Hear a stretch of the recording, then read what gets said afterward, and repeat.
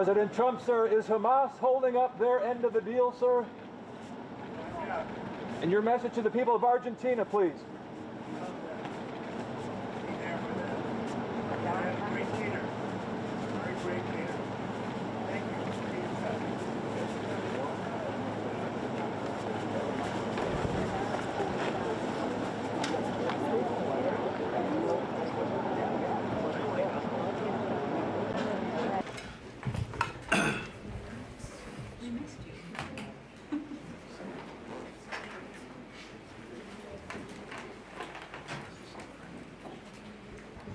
Well, thank you very much. It's a great honor to have the leader of Argentina, a place that I love, I've been to, and one of the most beautiful places in the world, President. And I really want to thank you very much.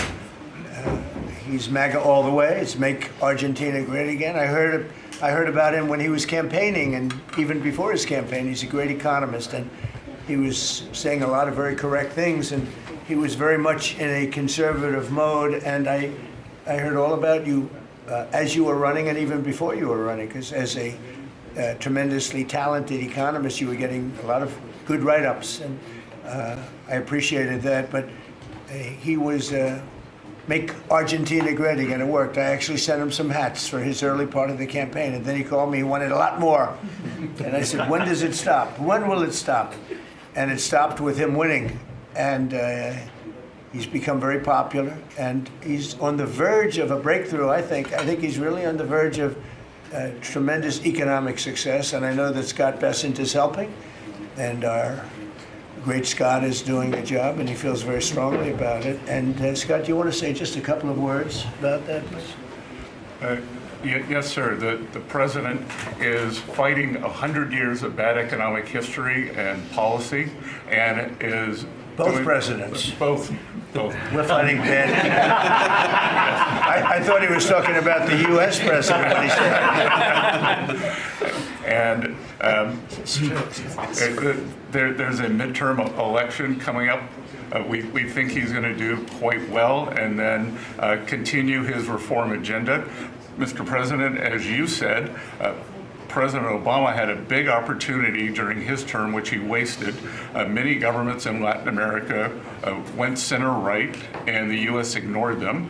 We are not going to ignore our allies. It is economic strength. We're using our economic strength to create peace, just as you've done all over the world. And it is much better to form an economic bridge with our allies, people who want to do the right thing, than have to have shoot at narco gunboats. So we think that this is an opportunity for the Argentinian people, and that President Milei is the one to do it. He's got a great cabinet. He's got a great team who we've worked with over the past weeks. And the election is coming up very soon, and it's a very big election being watched by the world, because he's done an incredible job. But with that comes some pain. And they have some pain, and now they're coming out of it. And I think the victory is very important. Your poll numbers, I hear, are pretty good, but I think they'll be better after this. And, you know, our approvals are somewhat subject to who wins the election, because if a socialist, or in the case of New York City, a communist wins, you feel a lot differently about making an investment. I think, Scott, you'd feel that if somebody that had no chance, in other words, if somebody wins and has no chance of ever having a great economy because of that philosophy, you would put a halt to what we're doing. Yes, sir, and we're confident that President Milei is going to do well. We've been criticized by a couple of American Peronists, like Senator Warren. And you know, she and it's a compliment. Yeah. She has no idea what she's doing. She's a nasty, horrible senator. Go ahead. Other than that, I like her very much. Yes, and she and her protege in New York, Mandani, who I don't even think he's a Peronist. I think he's more the communist Chauvinismo. So we stand with the president and what he stands for, and the hope for the Argentinian people. And President Trump, just like you, he carries the young people. So it's hope for the future. The Argentines have made the decision to shake off 100 years of bad policy. They went from one of the richest countries in the world to a ton of debt.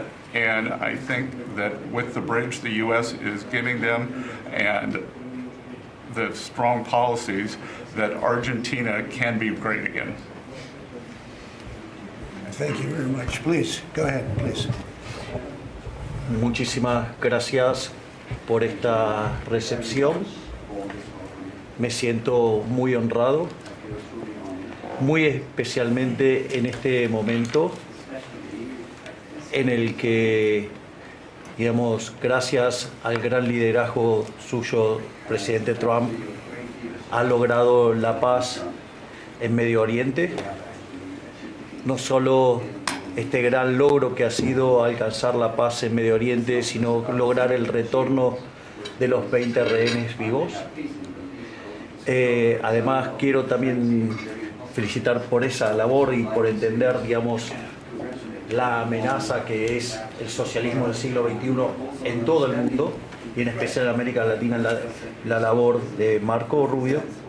Y también quiero agradecer profundamente el enorme trabajo que ha hecho el secretario Besen, digamos, para ayudar a superar este problema de iliquidez que tenía Argentina como consecuencia, digamos, de los ataques políticos que hemos sufrido por nuestros opositores que no quieren que Argentina vuelva a abrazar las ideas de la libertad y que quieran volver a abrazar ideas perimidas, fracasadas, que en el fondo no son ni más ni menos que caminos que conducen al socialismo.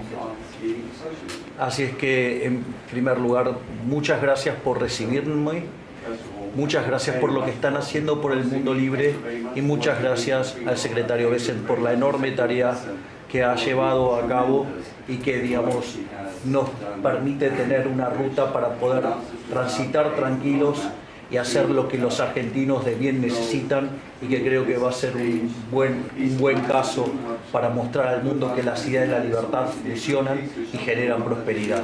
Muchísimas gracias. Thank you very much. Do we have a interpreter that wants to, you all either have that, has everyone understood? Because I think you made a very important, profound statement, actually. But we could have it interpreted if you want. Does anybody want it interpreted? Would you like that? Would you like it? Can the interpreter speak what, do we have somebody set up for that? You want? It's actually simultaneous, so if the President would like to repeat his statement, we can do it. No, that's okay. Don't worry about it. We'll leave it that way. So it's an honor to have you here. And I just want to tell you that your career has been an amazing one, and it's going to continue with the election. You're going to win the election. We're going to endorse you. I'm going to endorse you today, fully endorse you. And you know, people in Argentina like me. A lot of people like me. I'm even surprised myself. But we had a great week. We had a great weekend. We had a great period of time in the Middle East. It was very comprehensive. It went very rapidly, and I think it's going to lead to something that's going to be unrecognizable, certainly for the Middle East. What's taken place in the last few days, people can't believe it. I've never seen anything like it. I've never seen the love and the spirit. And I've done a lot of things. I've done a lot of deals. I've done a lot of political deals where countries come into line or whatever, but I've never seen anything like this, the level of love. And it has to do with the mystique of the Middle East, I think, because if I did other countries, I did 7 other settlements of wars, complete settlements of wars, and it was very well received. But this is something I've never seen anything like it. The media covered it very fairly, and even the fake news, of which we have a lot, they actually covered it fairly for a change. And I appreciated that. We have to get back to that. It's so important. But I just want to say it's a pleasure to be with you, and we're going to have lunch, and we'll take a couple of questions from the news, and I'm sure they'll be extremely non-hostile and friendly.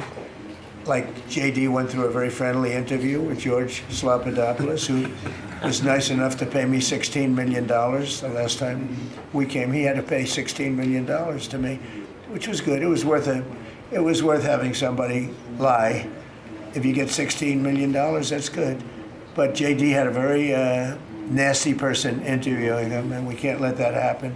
Just as inappropriate to cut off a highly respected vice president of the United States mid-sentence. It was, I guess it's one way to win an argument. That was the only way he was going to win the argument. So it was pretty inappropriate, I want to tell you that.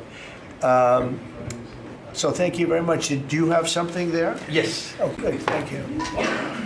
Sí. Quería Yeah, darle. I'll get it. That's-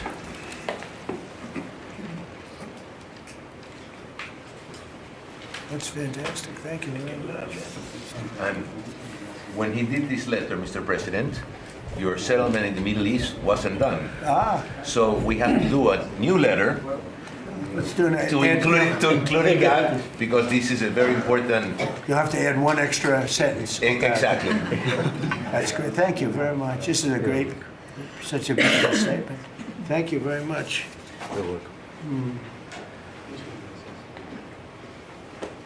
That's beautiful, thank you.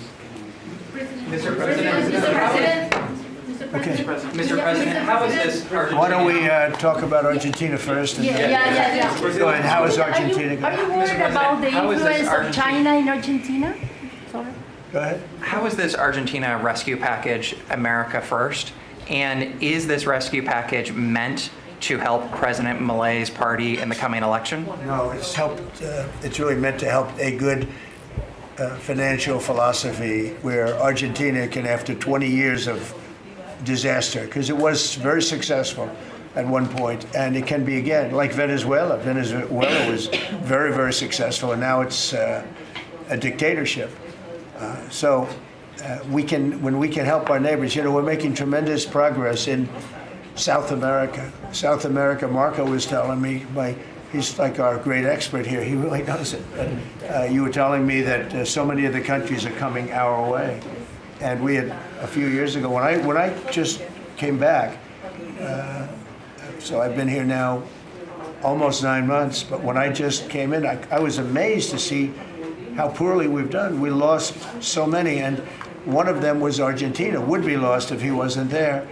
And I think he will be there because the people recognize he's done an amazing job. He took over a real mess. So did I take over a mess. I took over a mess by, the Biden group. And Obama he started it, I'll tell you. Barack Hussein Obama started it. Could you give a couple of words on South America? You were telling me so well yesterday how well we're doing. Go Well, ahead. first of all, we have now 8 or 9, 10 countries, Argentina being foremost among them, that have aligned with the United States on issue after issue in international community events all over the world. They're, in fact, these great allies like Argentina, but I can go into others, Costa Rica, I don't want to leave anybody out, El Salvador, but I think one of the more promising developments is later this month, there'll be an election in Bolivia. After 25, 30 years of anti-American hostile government, both of the candidates running in that election and the runoff election want strong and better relations with the United States, and another transformative opportunity there. But so I think this is important. This is our hemisphere. It's where we live. And having strong neighbors such as this. And great progress has been made, really. And we'll make more. Absolutely. Over the last 9 months. Really over the last 9 months. Yeah, please. Mr. President, from Argentina, Buenos Aires, do you imagine soon a free trade agreement with Argentina? Could it be possible soon? Yeah, it will be. Well, we're going to discuss some of it today, but no, we want to help Argentina, and we want to always help ourselves, but we want to help Argentina. And one of the ways we can do it, they have great product, and we used to do a lot of trade, and then if you look at what the Democrats, well, they didn't know. They didn't know. Honestly, they didn't know what they were doing. But a lot of that trade disappeared, and they have great product. So we will be trading with Argentina, and it'll be helpful to them, and it's helpful. It's good for us also. Mr. President, was China trying to draw a wedge between the U.S. and Argentina by buying soybeans from Argentina and not U.S. farmers? I would say so. And China on the port fees. China They've likes to increased draw port fees on wedges. U.S. ships, too. Yeah, sure. I mean, I guess that's natural. It's China, and it's natural, but it's not gonna mean anything in the end. Mr. President, Mr. President, from Argentina, should Argentina end the China swap and close the space base in Neuquén? I don't think you should be doing business much with. You can do some trade, but you certainly shouldn't be doing beyond that.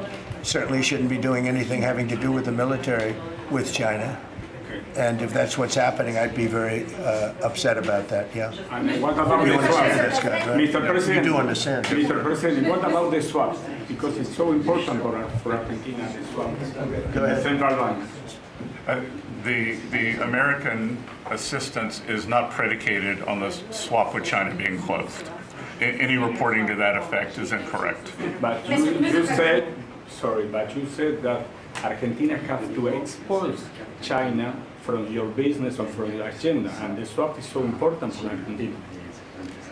No, I was referring more to ports, military bases, observation facilities that have been created in Argentina. Than the swap? More than the swap? More than the swap. He was referring to that. Yeah, behind you, please. Yes, President, for Argentina, what's the benefit for United States in helping this way Argentina? Just helping a great philosophy take over a great country. Argentina is one of the most beautiful countries that I've ever seen. And we want to see it succeed. Very simple. I mean, we don't have to do it. It's not going to make a big difference for our country, but it will in terms of South America. If Argentina does well, you're going to have others following, and a lot of others are following. You have countries in South America that 2 years ago would have never even been thought of to go as democracies or as just countries that want to do fair and balanced trading. And now you mentioned Bolivia, but there are numerous other countries that are coming our way. And Brazil, as you know, I had a very good conversation with the president. I met him at the United Nations before I went up to speak, and then I found that I didn't have a speech because I had no teleprompter. They turned off my teleprompter purposely. They made it impossible for me. But it didn't silence me. I spoke without, and it was a good speech. I mean, it was a good speech. But no, think of that. You go into the United Nations, I'm speaking in front of 158 leaders and the whole world. And I look at my teleprompter and it's dead. They killed my teleprompter. They wouldn't let the man that operated into the booth. Can you believe that? You don't have any specific interest in economic terms for the state? I do have. No, I want to see it succeed. I think it's going to be great, and we will benefit also. But it's not that big a benefit because it's not that big a country, but it's a very important country, and it's a country that can be very successful. There are some countries that will never be successful. This is a country that has great potential if it has the right leadership, and you have the right leadership with this man right here. Okay? Mr. President, would you support dollarization? I would say that I'll leave that up to my my economic people, but I like the dollar. I'm very strong on the dollar. And anybody who wants to deal in dollars, they have an advantage over people that aren't. But for the most part, we're keeping it that way. I think if Biden would have, that group would have gotten elected, meaning Kamala, you wouldn't have the dollar as your currency anymore. You wouldn't have a world domination by the dollar if I didn't win this election. And now the domination, like BRICS. I told anybody who wants to be in BRICS, that's fine, but we're going to put tariffs on your nation. Everybody dropped out. They're all dropping out of BRICS. BRICS was an attack on the dollar. And I said, you want to play that game, I'm going to put tariffs on all of your product coming into the U.S. They said, like I said, we're dropping out of BRICS. And BRICS is like, they don't even talk about it anymore. Scott, you want to add to that, please? We're very happy with the current currency arrangement. Mr. President, Your ABC fake news. Mr. President, Brian, please. First of all, I congratulations. don't take questions from ABC fake news. After what you did with Stephanopoulos to the Vice President of the United States, I don't take questions from ABC fake news. Brian, go ahead. Yes, sir. First of all, congratulations on achieving peace. You are indeed the peacemaker. On a lighter... Did you ever think I was going to be called a peacemaker? Actually, I did. I saw some of the actions you were... Go ahead. But on a lighter note, Alyssa Farah, she is one of the hosts on ABC's show The View. She said a while back, I'll quote, "If Trump gets the Israeli hostages out, I promise I will wear a MAGA hat for one day on this show and say thank you for doing it." Your response? Well, did she put the hat on? Well, she hasn't got the hat yet. Who is it? Which one? Alyssa Farah. Okay. Well, she used to work for me. So she used to work here. I'll tell you about Alyssa. She worked here. She gave me the most beautiful letter when, you know, the administration, the time came up, the election was rigged, I left. She gave me the most beautiful letter you've ever seen. I was a great president. What a great job. Some of the letters have been quoted. This is Alyssa, who I never thought was very outstanding. I figured she would not make it. And she didn't have a big role here either. And then we had January 6th, and she left after that or before that, but she gave me the most beautiful letters. And then even months after she left, and while we weren't here any longer, she sent another letter, glowing letter, beautiful letter. And then she got hired by The View, and they gave her a couple of bucks, and she changed her view very quickly. I never thought she'd make it. Never thought she had what it took in any way. You know what that means. But she's on The View. But it just shows what a fraud The View is, because this woman gave me letters and statements. She said I was the greatest president in her lifetime. Now, she's not that old, so I didn't consider it a great compliment, but I've had better. Can we send her a hat? Well, recently I've had the greatest president of them all. I like that much better. Mr. President. Does that include Washington and Lincoln? Yes, sir, it does. I said, I like that person. So I think she's a total, I think she's a joke. Mr.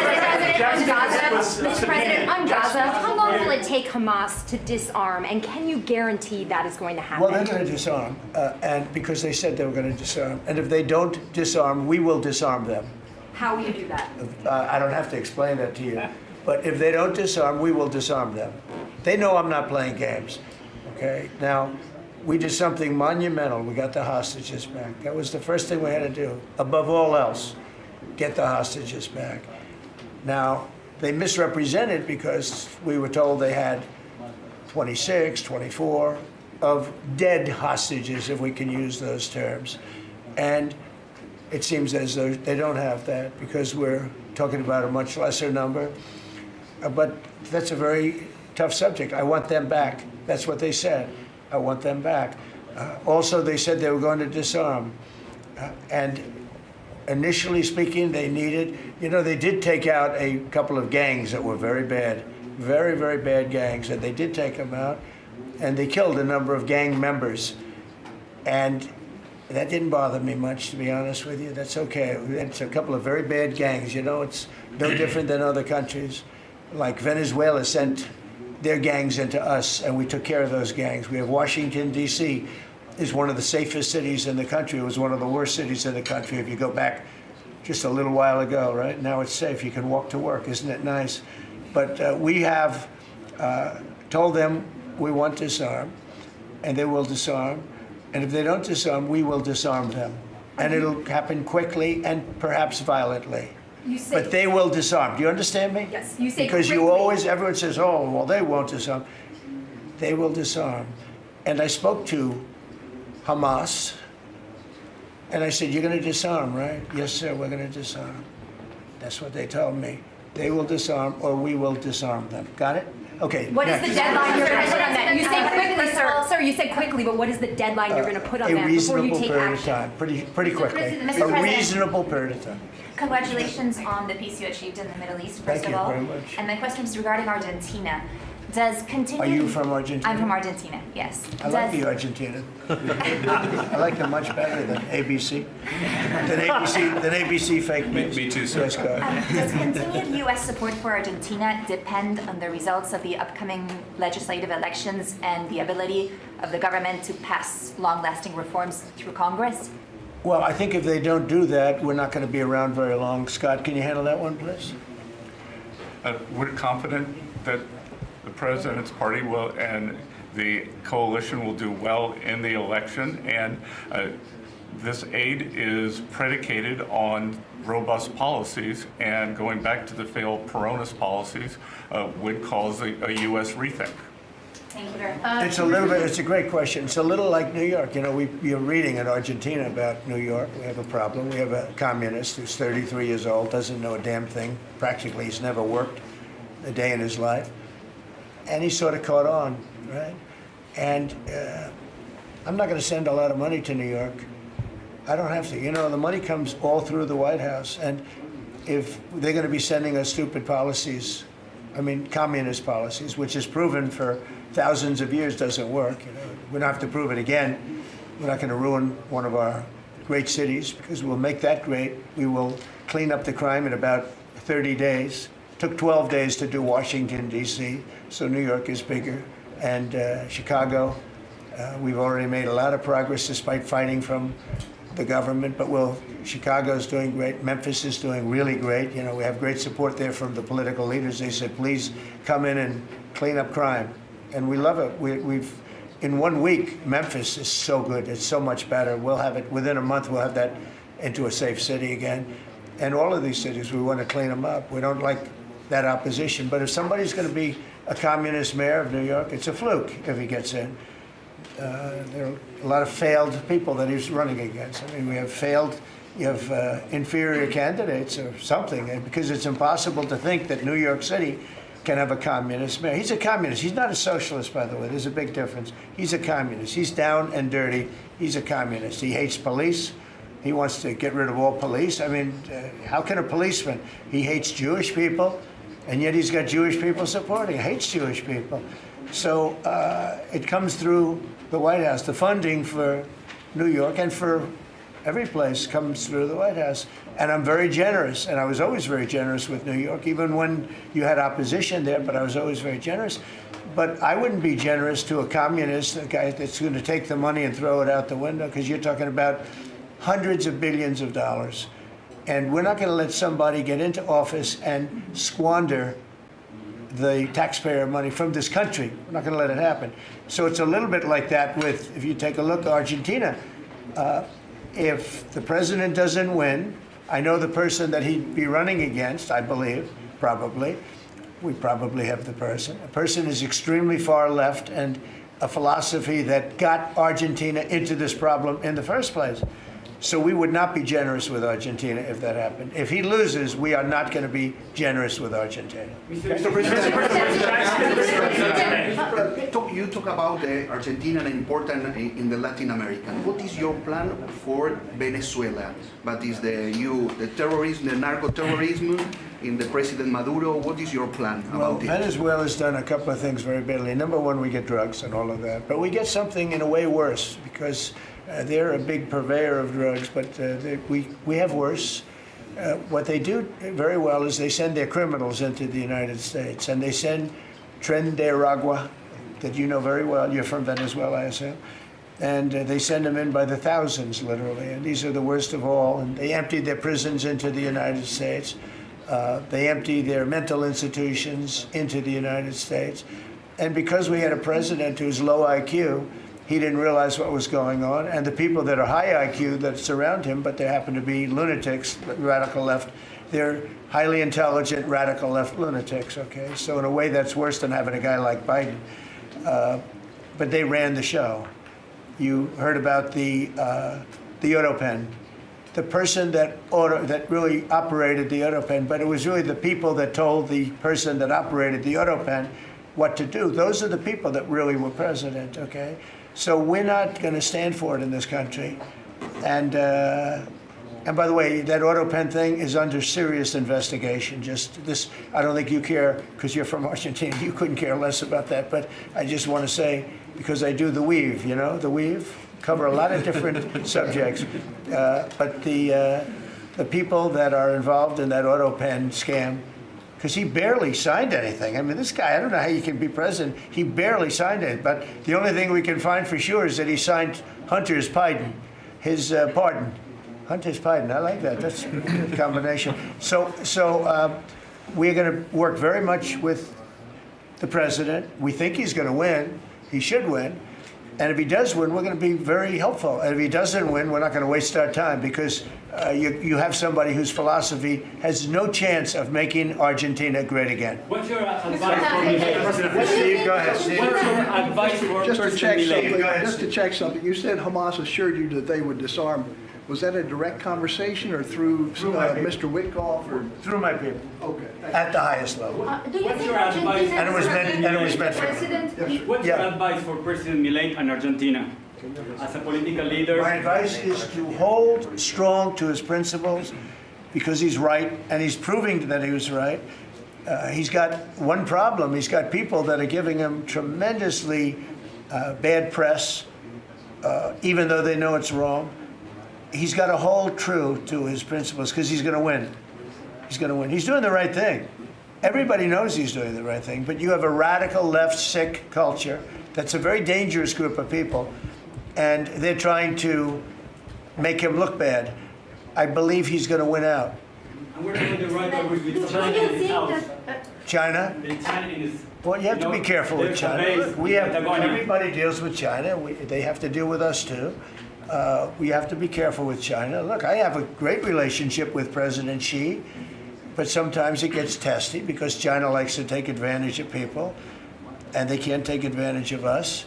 But we have a fair relationship with China, and I think it'll be fine. And if it's not, that's okay too. You have to do and go where the punches are thrown. You got to put up the blocks. We have a lot of punches being thrown, and we've been very successful. Look, we have the most success. I think we're the most successful we've ever been as a country. We have now close. I've been saying 17. We have, I think, close to or maybe even exceeding $18 trillion. Going to be invested in the United States. That's more money than ever invested in any country before. Even countries with much bigger populations like India or like China. Nobody's ever had $18 trillion invested in the country. We have, and that's because of November 5th election, because I won. Oh, if she won, you'd be negative. You'd have people getting out of the country. This country would have been in a major depression. If she won, we would have been 1929. They'd like to see that anyway. That's why they keep the government laws. They have a shutdown based on nonsense. They want to give away think of it, they want to give away $1.5 trillion to people that come into the country illegally. And as you know, the borders now are closed. But when they hear that they get the greatest health care package in the world and they have no money, but they're living okay in another country, they head up and they start forming caravans and they try and come into our country. But the big problem is they want to give health care to people that should not get health care. They want to give health care to illegal immigrants by the millions. Look at Gavin Newsom, what he's done. He's ruined California. He gives health care to anybody. And I guess they do it for votes. I actually think it's bad politics, but I guess they do it for votes. So I'm with this man because his philosophy is correct. And he may win and he may not win, but I think he's going to win. And if he wins, we're staying with him. And if he doesn't win, we're gone. How can Argentina help to the peace process, to the Middle East peace process? They can help by doing well. If Argentina does well, that's helpful because they know we help Argentina. So if Argentina is successful, that's great because they view us as somebody that helped Argentina and they did well, and the United States maybe will help them and they're going to do well. So the success of Argentina would be a great feather in the cap of the USA because we're helping them. Right? You understand? Yeah. Yeah, please, behind you. Behind you. Thank you, Mr. President. Last week you said that NATO should consider expelling Spain. What? You said that NATO should consider expelling Spain. Would you support that? What expelling Spain? NATO consider expelling Spain. Oh. I'm very unhappy with Spain. They're the only country that didn't raise up their number to 5%. Every other country in NATO raised up to 5%. And Spain is doing very well off our backs. So I'm not happy with Spain. Spain gets protection, and they know, look, they're sort of in the semi-middle of it, so they're going to get protected automatically. Even if you don't want to protect them, you're protecting them because of the way they're located. And I think what Spain did is a very bad thing for NATO. I think it's very unfair to NATO. It wouldn't matter if you said you're not going to protect them because they're pretty much protected. What are you going to do? Go through the other countries and let's go attack Spain, right? So I think what they did is not nice. I think it's very disrespectful to NATO. In fact, I was thinking about giving them trade punishment through tariffs because of what they did. And I may do that. I think unbelievably disrespectful. Spain, the only one out of all the countries in NATO, the only one that said that is Spain. And I think that's, I think they should be punished for that. Yes. On the government shutdown, you have the money to pay the troops on October 15th? Okay. How is I actually have a man who is a very wealthy person, you'll know that when I tell you this, who called a donor, a great gentleman, and he said, if there's any money necessary, shortfall, for the paying of the troops, then I will pay it, meaning he will pay it. How about that? I said, look, we're not going to need it. We're going to take care of our troops. But this was a position that's being forced upon us by Democrats. And all they have to do is just sign a piece of paper saying we're going to keep it going the way it is. You know, there's nothing. It's not like, it shouldn't even be an argument. They've signed it many times before. I don't want to bore you with the fact that Schumer said 100 times, you should never close up government. But Schumer's a weakened politician. I mean, he's going to finish his career as a failed politician. He's a failed politician. He's allowed the radical left to take over the Democrat Party. So if they write books about that, if they write books about him, they're going to have to say that his career ended by allowing the radical left to take over the party. I mean, I won an election in a landslide because people are not into the radical left, and the Democrat Party is. People didn't want to see men playing in women's sports. They didn't want to see transgender for everybody. They didn't want to see all of the different things that they do that's so crazy. Open borders. I mean, the worst thing that he did to us, it's not inflation, because we fixed inflation. Prices are way down. I don't know if you saw that gasoline went to 58 just now. Did you see what's going on with gasoline? We track that. No, $58 a barrel. Yeah, we track that. Nobody can believe it. I'm very proud of that. You know why? Because we're pumping like we've never pumped before. Because if you get the gas price down, everything else comes down. It's very simple. And he went away from my policies, and you had the greatest inflation. The last administration had the greatest inflation in the history of our country. And now, as you know, groceries are down. It's all down. But on the shutdown, are you settling in for is this going to be a long term? Are we looking months? It's up to them. All they have to do is just vote to extend. We don't need it. We're not saying we want money. We don't. All we need is a right to extend. They want a right to extend, but they want $1.5 trillion so they can give it away to illegal immigrants, the people that are invading your cities. And many of these people, for whatever reason, I mean, I understood this. I called it a long time ago. These countries are run by people I know. Friends of mine, like I know this gentleman. I hope you haven't said, he probably did too, why not? They send up their worst people. They send up people that are criminals, they send up people from jails.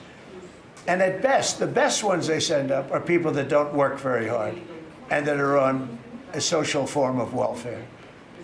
And they're sending those people into the United States. I don't blame them, I'm angry at them, but I don't blame them. But I'm really angry at Biden and Kamala and that group of lunatics for allowing it to happen, because it's the hardest thing. Now, you know, we're sending them out. It's incredible the job that Christie and Tom Homan and the whole group is doing.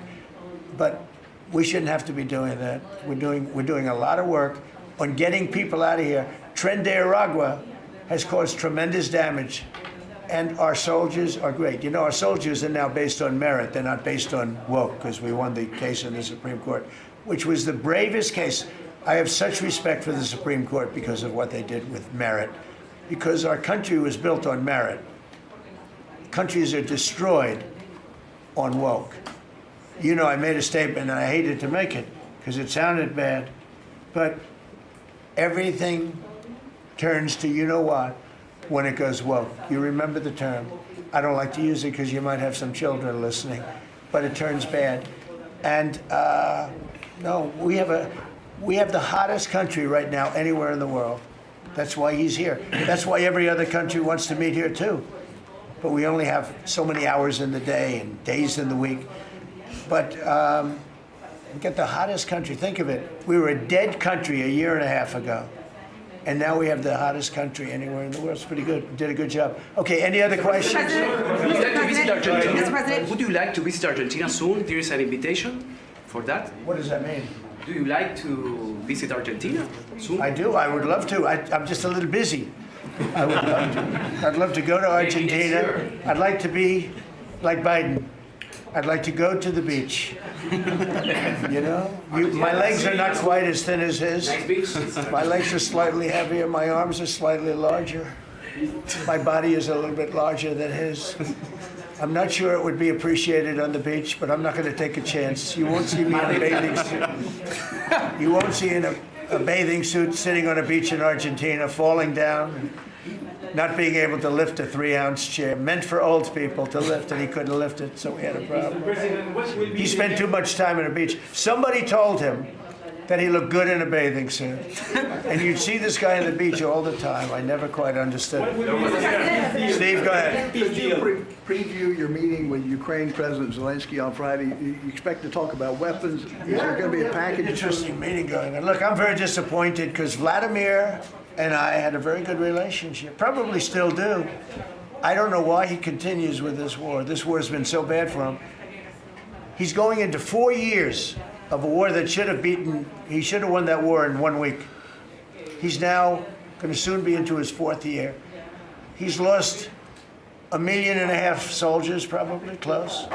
Certainly in terms of wounded and no legs and no arms and all the things that happen in horrible wars. It's a horrible war. That's the biggest thing that's happened since World War II in terms of death. It's bigger than any of them. I settled 8 of them. The biggest is that in terms of death. Incredible. I think India, Pakistan had great potential too. We did a great job of that one, but he's got to really settle this war. And you know, they have long lines waiting for gasoline in Russia right now, right? They have long lines. Who thought that was going to happen? And all of a sudden his economy is going to collapse. And I'd like to see him do well. I mean, I had a very good relationship with Vladimir Putin, but he just doesn't want to end that war.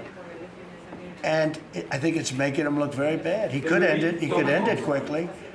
And I have to tell you, I give credit because who would think that Ukraine could have fought Russia for 4 years to essentially a standstill? Now, there has been some early, you know, before they knew what the hell was happening because it happened quick. Biden should have never let that happen. That's a war that should have never happened, but it did. But it's not making Russia look good, I will tell you that. Tomahawks in Ukraine? We'll be talking about Ukraine, yeah. I mean, I have the president coming in on Friday, and I know what he has to say. He wants weapons. He would like to have tomahawks. Everyone else wants tomahawks. And we have a lot of tomahawks. Tomahawk is do you need any tomahawks in Argentina? You can cross Moscow, tomahawks.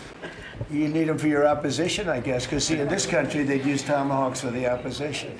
I don't do that. I'm much nicer. The Democrats would use them if they had the chance. They're sick people. Go ahead. President, are you worried that this plan with Argentina can fail? Anything can fail. Anything can fail. You never know. That's why I say Putin should do something about the war, because so far, I mean, it's turned out to be very bad for him. But anything can. So this plan can fail. Sure, it can fail, but it's got a better chance, I would say, Scott. It's got a better chance of success than failure. And if it's successful, it's an unbelievable success. It can transform your country into greatness. It's got a great chance.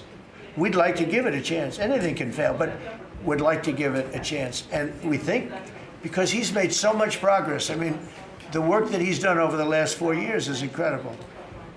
And it would be a shame to lose that progress. He's very close to having a big success. Mr. President, will you consider removing new restrictions on the press that report at the Pentagon? And have you spoken to Secretary Hegseth about this? I have, yeah. Well, he's finding, I think I can speak for him. I'll let him speak for himself, but I think he finds the press to be very disruptive in terms of world peace and maybe security for our nation. Press is very dishonest. Not you, but the press is very dishonest. You have something to say, Pete? Well, I very much appreciate the question because it was interesting to watch. We had a chance to go along on the historic trip of Middle East peace, which our generation of veterans never dreamed would be possible. So you would think that the Pentagon press corps of all press corps would be front and center across the board on wanting to give credit to the president for forging this kind of peace, and instead what they want to talk about is a policy about them, which simply says maybe the policy should look like the White House or other military installations where you have to wear a badge that identifies that you're press, or you can't just roam anywhere you want. It used to be, Mr. President, the press could go anywhere, pretty much anywhere in the Pentagon, the most classified area in the world. Or also that if they sign on to the credentialing, they're not going to try to get soldiers to break the law by giving them classified information. So it's common sense stuff, Mr. President. We're trying to make sure national security is respected, and we're proud of the policy. You know, we have an option here, as you know, the press years ago moved into the White House. It used to be across the street. We could move them. You're lucky I'm president, because we could move them very easily across the street. They used to be there. They would have more room. We have a beautiful, nice space. You could sit all by yourselves and have fun. Instead, you walk around the White House talking to anybody that can breathe. And, you know, but I find that when it comes to war, and now our great Department of War, we have some great people over there, I think it bothers me to have soldiers and even, you know, high-ranking generals walking around with you guys on their sleeve, asking them, because they can make a mistake, and a mistake can be tragic. They can do it innocently too. They can, you know, and they're not press people. They don't really deal with the press, so they're not really necessarily good at it. Although I think it's mostly instinctual, one way or the other. You're either good at things or you're not. But I could see you being bothered by that. And so you have them in an area and you treat them fairly, but they're not allowed to go into much like the somebody's office and sit with them for 10 hours. Yes, sir. Yeah, I can understand. Mr. President, Boston had some street takeovers that we saw. Are you going to work with or try and work with the mayor of Boston? And then they have a World Cup. They have several World Cup games. I know Argentina knows about World Cups. They have several World Cup games. Could those games move to cities that do work with you? We could take them away. I love the people of Boston. I know the games are sold out. But your mayor is not good. They're worse than her. At least she's intelligent. You know, some are extremely low IQ. Those bother me more. She's intelligent, but she's radical left. And they're taking over parts of Boston. That's a pretty big statement, right? We could get them back in about 2 seconds. All she has to do is call us. We'll go in and take them back. But she's afraid to, because she thinks it's bad politically. She could take them back, too. The Boston police are great. I mean, I know them. They love me. She'll never tell them to go after Trump, because they love me and I love them. And I got a tremendous police vote and military vote, you know, and fireman vote, all of them. No, I think she is hurting Boston. The answer is yes. If somebody is doing a bad job, and if I feel there's unsafe conditions, I would call Johnny, the head of FIFA, who's phenomenal, and I would say, let's move it to another location. And he would do that. He wouldn't love to do it, but he'd do it. Very easily he'd do it. And this is the right time to do it. If I thought Boston was doing something that was going to cause safety conditions for the World Cup, I could say the same thing for the Olympics, because we have events that are in different locations for the Olympics. It's based in LA. If I thought LA was not going to be prepared properly, I would move it to another location if I had to. On that one, I'd probably have to get a different kind of a permission, but we would do that. Gavin Newsom, he's got to get his act together, because had we not gone in at the beginning of my term, had we not gone in with a very strong, powerful force, they would have lost LA. Now, you already lost 25,000 houses to fires. You got a big scar right in the middle of the city. And that should have never happened, because they should have had the water flowing in from the Pacific Northwest. All they had to do is open up the valves. He didn't want to do it. And he didn't want to do it, he says for environmental reasons. I don't believe that, but for some reason he didn't want to do it. And lost 25,000. You had no water in the fire pumps. You had no water in the sprinkler systems in the ceilings. There were no houses. Normally the things would go in. You might not have lost 2 houses. So if he doesn't play ball, we're going to have to be very tough with him. He's done a bad job. Just to finish off on that, so when we went in, we did a phenomenal job. We went in with great force, and that was the end of it. We put it out. We extinguished that fire, which was agitation, and it was a very dangerous position to be in. And we went in and did a great job. But the chief, said we could have never done this without President Trump and without the federal government coming in. Okay, that was it. He said that. Now, 2 or 3 weeks later, he said, oh, we could have done it, but he knows he couldn't.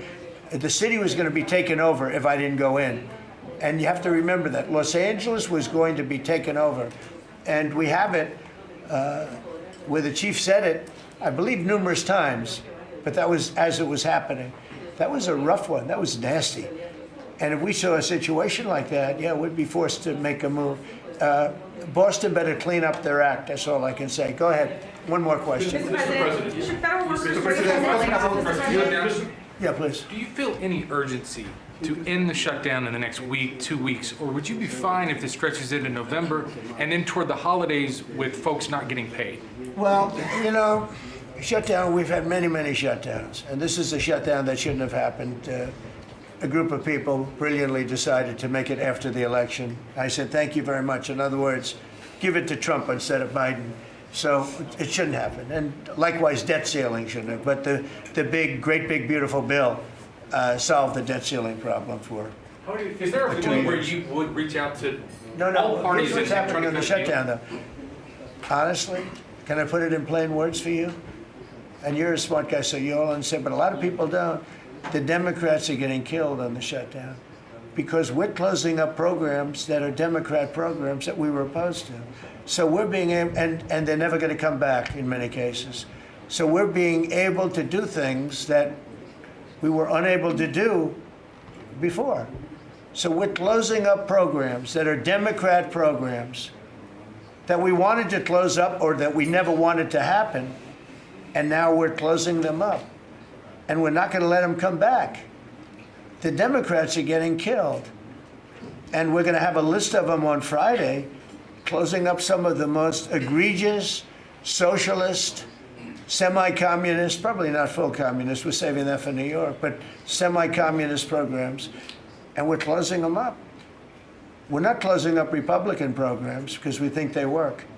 So the Democrats are getting killed, but they're not telling the people about that. I say it, nobody, well, I haven't said it probably as bluntly as I just said it, but so we are closing up Democrat programs that we think, that we disagree with, and they're never going to open again.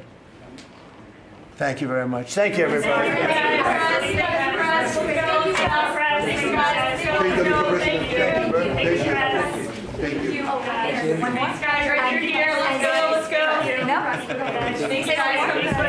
As China deepens its presence in Latin America, what role do you see for the U.S. I just like to watch your talk. Sorry, no?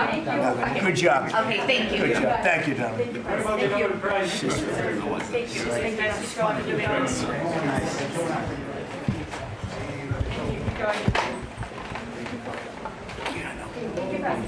Thank you.